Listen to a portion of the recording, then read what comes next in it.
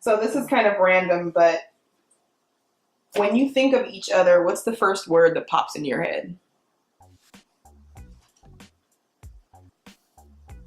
I don't know. Eccentric, I think, would be the first word. In particular, yeah. Yeah. Ambitious.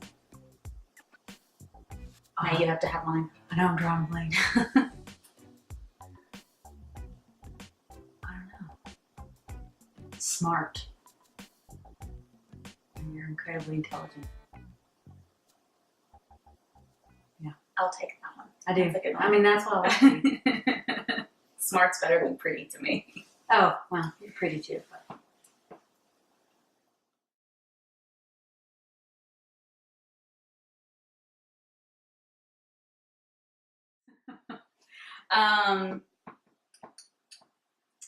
The first thing I thought, well, my friend that set us up told me she's butch but not too hardcore.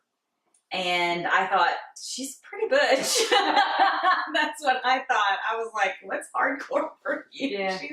She's pretty butch. I had only dated, just to give some context, I had dated like feminine women, or not like all necessarily super feminine, like high femme like me, but I guess A lot of long hair. Yeah, and even if they might have been feminine, but maybe a little sporty, but not butch like her. So yeah, that was a lot for me. I was I've had like, this hair- okay, this she's very haircut butch. Since I was in middle school, truly. I've had like a fade, so. But I'm not butch at all. Not in the way you behave, or yeah, but the way she looked, it definitely took me by surprise. It's pretty fun. Yeah.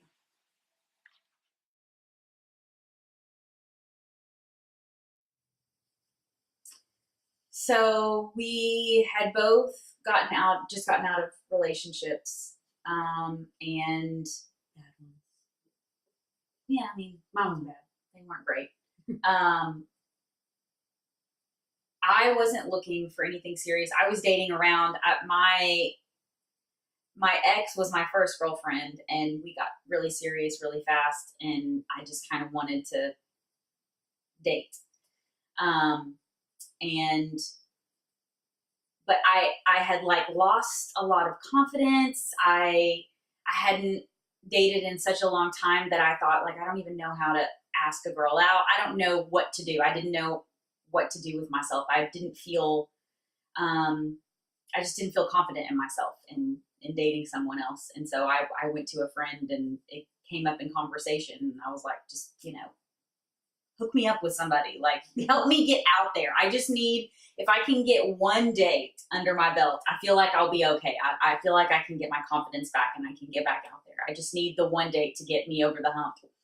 And so she had just started working with my best friend's wife at a gay club, and Recently out of relationship, they all knew. And so they thought of her, and well, because you said you wanted a butch girl that liked to eat. And then the heavens opened up. And then there she came. Yeah. So I don't know how long after that. I know, like, you were pointed out to me, and I think I was pointed out to you, or maybe. I don't remember how we. I don't remember actually meeting you the first time, though. Talking. I know we talked on MySpace a little bit back in the days of MySpace, and then we did a lot of like texting and talking on social media, but it was all very casual, and then we went from texting and talking on social media to talking on the phone. When old people did that. Yep. And then she asked me out on a date, and we had been talking on the phone, texting for probably 2 months before we actually went on out on a date, and she asked me on a date. And then she came and picked me up on her motorcycle, and I looked out the window and saw it, and she's out there she's 15 minutes early because she's on military time. And I'm like, oh my God, why is she so early? And she's out there smoking a cigarette on her motorcycle. I'm like, oh my God, who is this girl? Yeah. It worked out. Mm-hmm.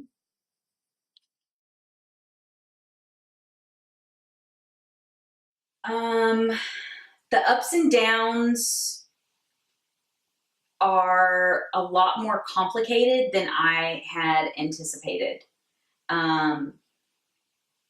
It's of course hard because nobody likes to, feel disconnected or not be on the same page with the person that they love. And that's kind of when I thought of like long-term relationships and marriages, I thought, well, that's what it is, but it's more complicated than that because you're dealing with two people who are very different. Even though you're together, and even if you've been together a long time like we have, you're still different people and you communicate differently. And, certain things hurt her that to me don't seem like a big deal. And certain things hurt me that to her don't seem like a big deal. And so it's very confusing. And so I would say just being comfortable with being uncomfortable is something I've learned. Mm-hmm. You're not going to always fix the problem right away. Sometimes it's going to take several conversations about the same thing before you really understand where the other person is coming from. And I've had to learn to accept that sometimes we're having these conversations and they're difficult and they're uncomfortable and I feel like we're not getting anywhere. And sometimes we just have to like put it on the shelf for a little while so that we can each get some perspective and be able to communicate more clearly. And that's something I didn't really know would happen. Yeah, I didn't think, well, it's not sunshine and rainbows, And when you look at other people's relationships, everything is sunshine and rainbows all the time. The highlight reel on Facebook and Instagram. When it comes to dealing with ups and downs, it's hard because you think, well, we're the only people that are having these downs because everybody else seems to work it out and it all seems to be fine, It can feel very isolating sometimes. Yeah. So we just kind of learn to not think about that stuff, worry about us, and it helps to have a mediator sometimes. Mm-hmm. Yeah, we've been in therapy that on and off. That helps because I don't always understand her. She doesn't always understand me. So when we have problems, it's nice to get an outside perspective. Mm-hmm. And I think that's helped us more than anything, being able to kind of work through stuff because, like she said, I don't always understand what she feels in situations. I might think she's fine because I'm fine, but it may have been more personal to her, and having a therapist, it helps us kind of see through that stuff. And therapy can also remind you how stupid you are because so many of the answers and the resolutions that you come to are so simple, right? Mm-hmm. And like practical. And I kind of want to be like, how the hell did I not think of that on my own? It's so simple and elementary, but it's a testament to how easy it is to get pulled into, a conflict or a misunderstanding, and you just can't see straight. I don't know how else to explain it. You just lose perspective when you're in it, when you're so wrapped up in it, you can't see things clearly. And having someone else, a neutral third party who's a professional and they're trained in these kinds of things, to be on the outside and kind of pull you back to reality.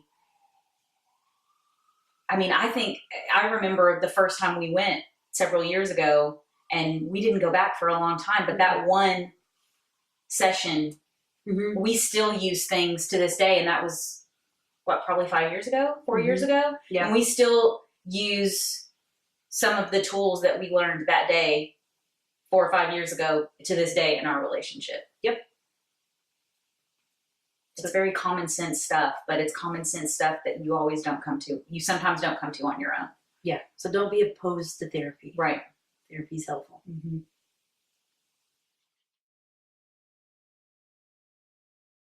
I don't know. I'm a person, like, a lot of things don't occur to me. Like, I don't have a lot of rules, boundaries. I just kind of fly by the seat of my pants.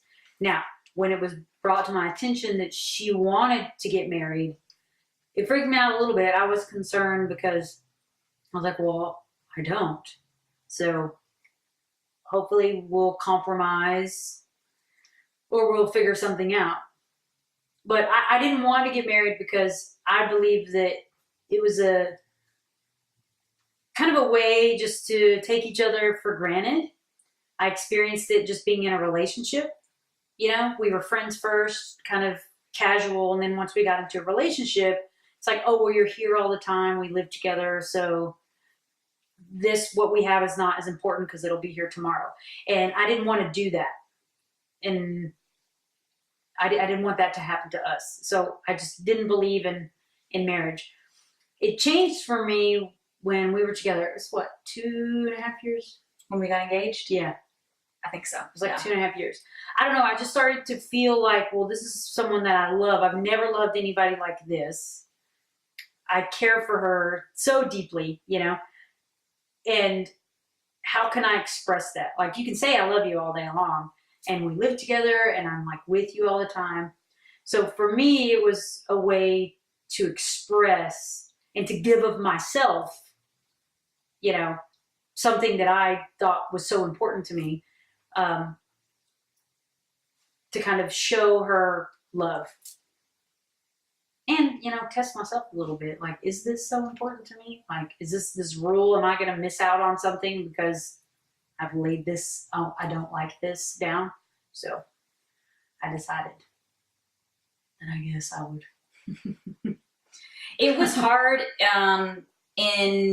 before we got engaged, kind of the push-pull of what is this going to be in my inside myself, because I felt like I had to make a decision between, you know, something that I felt like I wanted and I felt like was important to me to, you know, am I going to put that aside so that I can be with her? And, you know, had I been giving anyone else advice, I would say you don't ever put something you want aside to be with someone, because if you want something, then you should have it. And so there was a part of me that still felt that way. And I was hesitant, you know, when we first started talking about moving in together, because I thought, well, how am I going to move in with somebody that is never going to marry me whenever I know that I want to get married? But I just felt like I just have to see. And that's not really in my nature. I'm a person who, I'm not. You like a plan. I like predictability. I like a plan. I like stability. I'm not adventurous, you know. I just kind of want to, let's plan it out and let's do it the way we plan it out. And you married someone like me who is, who's the complete opposite. Whatever. And that's good. That's been good for me. But to kind of agree to stay in a relationship with someone who I thought, well, of course, there's always a chance she might want to marry me, but am I going to stick around for a chance? And knowing that there was a really good chance that I was going to get my heart broken, because I would come to a place where I really wanted to be married and then she wouldn't, and that would leave us at an impasse and it would have to end. And I knew that there was a really good chance that that's the way things were going to be. But I also knew what I had with her was special, and I just couldn't not be with her. I don't know how else to say it. It wasn't in an unhealthy way, like, oh, I can't live without her. It wasn't like that. It was just like, it wasn't as important. Yeah. It felt like there's nothing more important than being with her in whatever way I can. And I thought, maybe this is really stupid and I'm going to regret it, but I'm crazy about this person. She's crazy about me. We have this connection that I didn't even know existed. You know, we want the same things, except for being married. Everything else, we want the same things out of life. You know, we have the same vision. We we just had a love that, and still have a love that I knew was very special, and I just wasn't ready to walk away from it because I thought I wouldn't be able to marry her. And it turned out to be okay because she changed her mind, so I made the right decision. But it was a risk for me. It was definitely a risk, and I think it created problems with us, back then. I felt insecure. I felt like she doesn't want to marry me, which maybe means she doesn't love me as much as I love her. And there were some tricky moments because of that. Mm-hmm. But looking back, it just wasn't, we've been together 8 years, and it was only, a couple of years. I remember in the grand scheme of things. Specifically, I think you had been on the phone with Jenny, like venting, and Jenny texted me or something and was like, girl, like you need to do something about it, because you were talking to her about me not wanting to get married, and she knew I had already. Oh, and you already had the ring. You had already planned. Yeah. She was like, I don't know what to do. Yeah. And I even talked to you, and I was like, well, I don't know. I don't. Yeah. This is how I feel about it, and I basically had to lie. Mm-hmm. Yeah.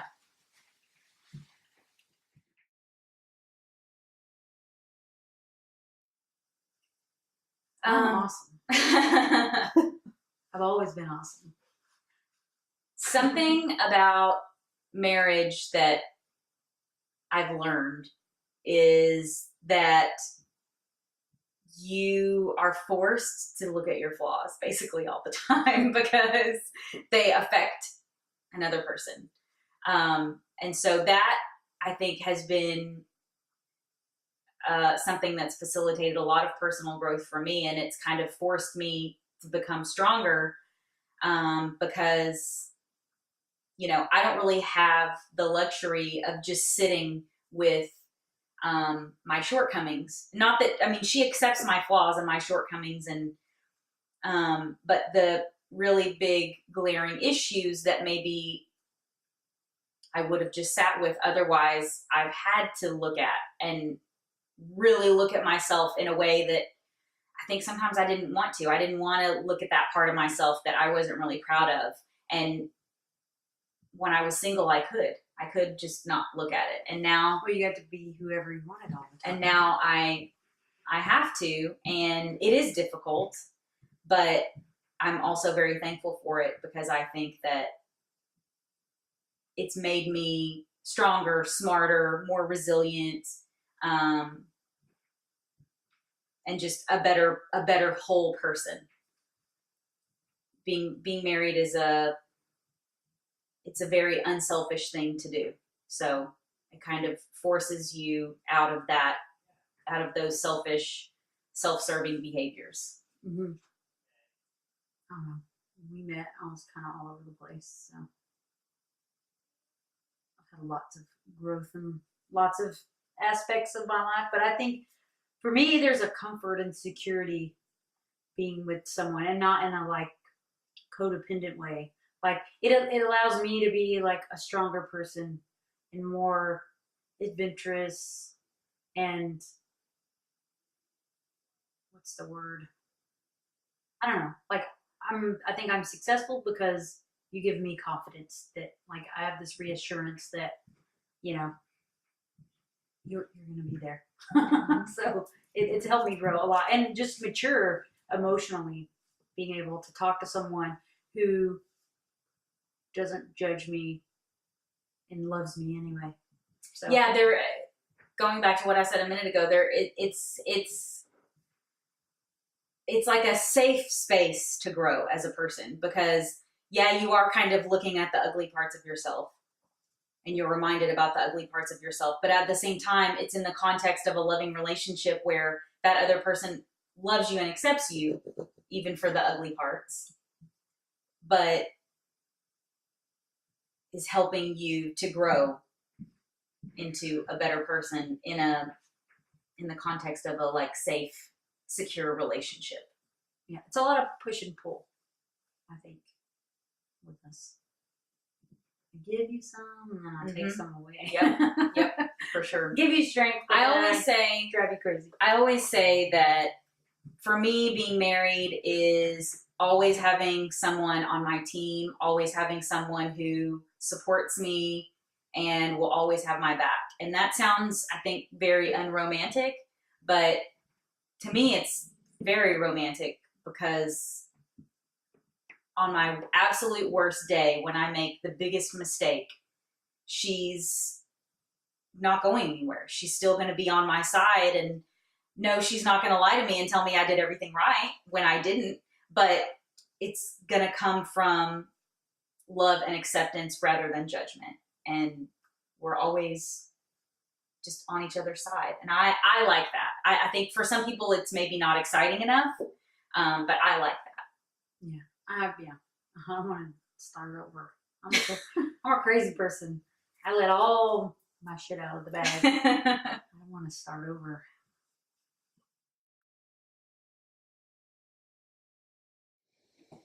A lot. Codependency, Pride. Like just being stubborn. I hear a lot of that's who I am, Yeah, and that's not going to change. I was going to say declarative statements about themselves. Like,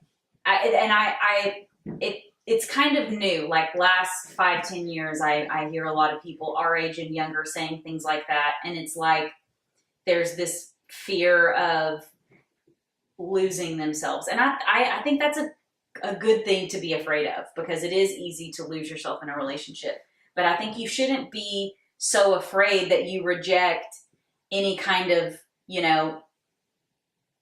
change that maybe you do need to change that about yourself, like, oh yeah, maybe that's a bad quality, and this is an opportunity for you to look at it and grow a little bit. I come from a long line of prideful, like, women that, like, I don't know, struggle with compromise. We don't. Like, you do things like, this is who we are, and, And I think if I didn't have the willingness to change, I don't think our relationship would have lasted this long. And I think you are the same way in some aspects, but you have to be able to compromise. And I don't see that a lot. Everybody thinks, well, I'm me, you're you. We like each other, the end. I just don't think it's that simple. Yeah, I mean, there's a balance. I think you should hold on to who you are and to your individuality and your independence. That's really important. But like I said, I hear a lot of, this is who I am. I'm not going to change for anybody. And I think you have an unrealistic idea of what a long-term relationship is. If you want to function with someone, you want to build a life with someone and be with them, then you have no choice but to adapt, because how they live and how you live are not going to be exactly the same. How they look at the world, how they communicate, how they show love, all those things are going to be at least somewhat different. Maybe not completely different, but somewhat different. And to come together and be able to build a life together, you're going to have to make some changes. Yep. And like I said earlier, I mean, for me, it's not a bad thing. For me, it's helped me to grow as a person. And even if, something terrible happens and we're not together tomorrow, I'll be happy for the things that I've learned about myself and the way that I've grown as a result of this relationship. It's not something that I'll look back on and think, oh, well, I changed for her. No. Yeah. I mean, yeah, she was maybe the catalyst for the changes, but those changes needed to be made one way or the other. And this relationship brought me to a place where I could make those changes. Yeah. And I think talking to each other is important. Something we struggled with in the beginning is like assuming that I know how you feel, you know how I feel. And really, we had no clue. And a lot of times we felt the same way, but we were making it more difficult on ourselves, truly, because we just didn't really talk to each other. I just think it's important to be honest and talk to each other. It's a real lesson on the different ways different people experience the very same situation. And I hear a lot of people, even just in friendships, you know, like you were in the same room at the same time and you tell the story one way and this other person tells the story the same way. And they're both telling their version of the truth. No one is lying, but we just all have our biases, and we hear things differently, and we experience things differently, and we think about things differently. And it's the same way in a marriage. And we might have a conflict, and this is how I feel about it, and this is how I see it, and this is how I think she should feel about it and see it. But it's probably going to be completely different, and that doesn't mean that I'm right and she's wrong. It just means we're different people. And it can be tricky and complicated.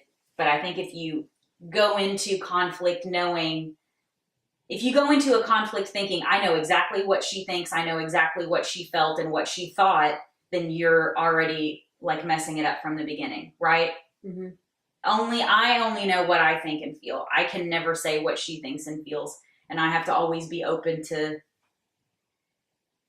to any possibility with that. Like, you get to tell that. You get to explain that, not me. Well, and not just like the negative stuff, like appreciating the like little stuff. Like, we have a lot of times where with our business and stuff that we're consumed and, you know, it's all bad. But like, I don't know, remember to like just enjoy each other's company. Mm-hmm. It sounds really stupid and really cliche. Like, even our little trip that we're on, it just to hang out with each other and not get wrapped up in, you know, the rules of relationships or marriages. The good, happy, connecting moments, I think, are generally unplanned. Mm-hmm. They just happen. Especially lately, she's been working a lot and I've been working a lot, and we'll go days without seeing each other until bedtime, right? We see each other in the morning and then at bedtime, and that's all. We don't really see each other much during the day. And so there haven't been a lot of dates, you know, there haven't been a lot of cooking dinner at home together. But she'll come home late and I'll hear her in the kitchen and she'll holler my name, and I come up and we sit in the kitchen for 30 minutes and talk about our day, and it's really fun, and I feel like we're dating again. Yeah, it's a moment of connection, and we're enjoying each other's company. And yeah, I'm in like a cutoff t-shirt and, you know, messy hair, and she's exhausted from a long work day, but it's still a good bonding, connecting moment, and we're having fun and enjoying each other's company and laughing and joking around. And so, yeah, we're not at a fancy restaurant, you know, with a bottle of wine, but we're still connecting mm-hmm. and enjoying each other's company. It doesn't always have to look like it. And those are the things, you know, if you get caught up in it has to look a certain way, we have to be on a date or we have to be on a trip or whatever, then you miss some really good moments. And I was guilty of that for a long time, I think. You know, yeah. You miss... We're sitting right here, and maybe it's not the perfect setting or the perfect ambiance, but we're really having fun together. Like, what else do you want, you know? Yep, that's important to me. Yeah, just being present.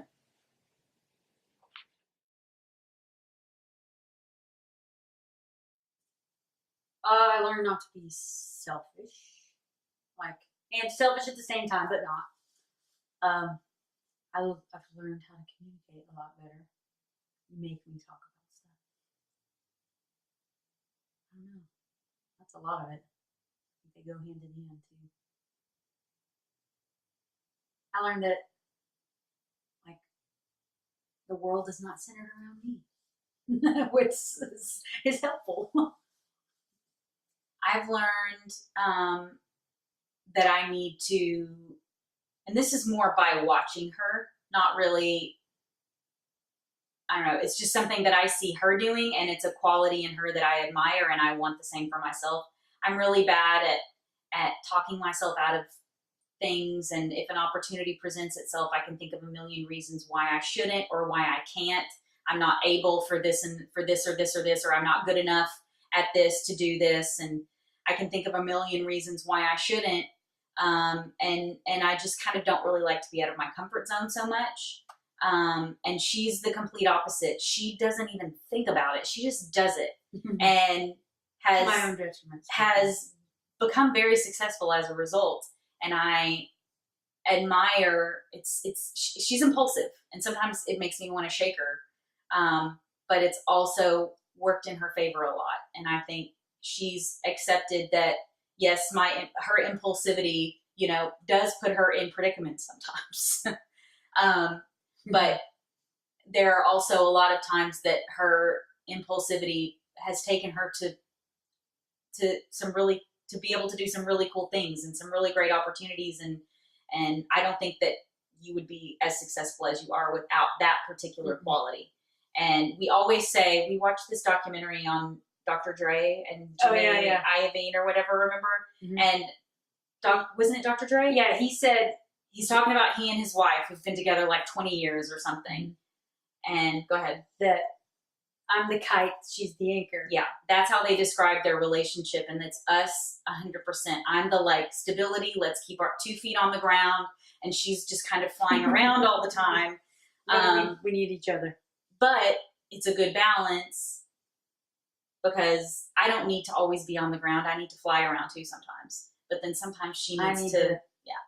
Yeah. So you definitely taught me that, to think about it for a minute. Mm-hmm. And it's been in many ways a perfect business partnership, because I think without her, none of this would have happened, because I would have talked myself out of it, and I would have gotten one no, and then it would have stopped. The project would have come to a halt.